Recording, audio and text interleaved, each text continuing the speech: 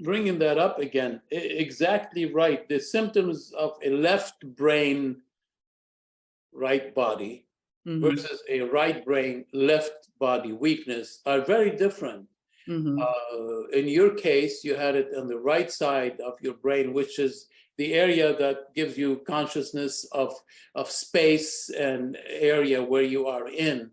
And in a very interesting symptom of right brain strokes is that people don't really become aware either of their weakness Mhm. on the left side or of their speech difficulty or any of these things. And that's a typical, we see that in stroke patients with left-sided weakness. And I have to be clear by saying here that instead of saying right side brain or left side brain, the dominant brain in the great majority of people is the left side.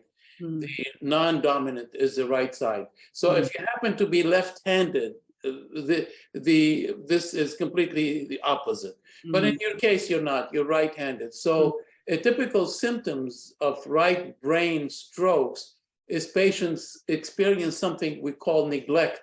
They neglect to notice either Mhm. their speech difficulty or their weakness. They feel dizzy.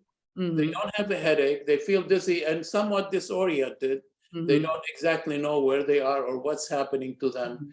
but they completely neglect it. And I will add to this, then as a neurologist, when I approach a patient with a right brain stroke, Mhm. I always approach them in the right side. I never approach them from the left side of their body where Mhm. they're weak because they may not pay attention to me or listen to me. Mhm. So basically, we are very aware of that and try to remain conscious of the fact that if you approach the patient from the side where they are weak, they might completely ignore you and ask you why are you here?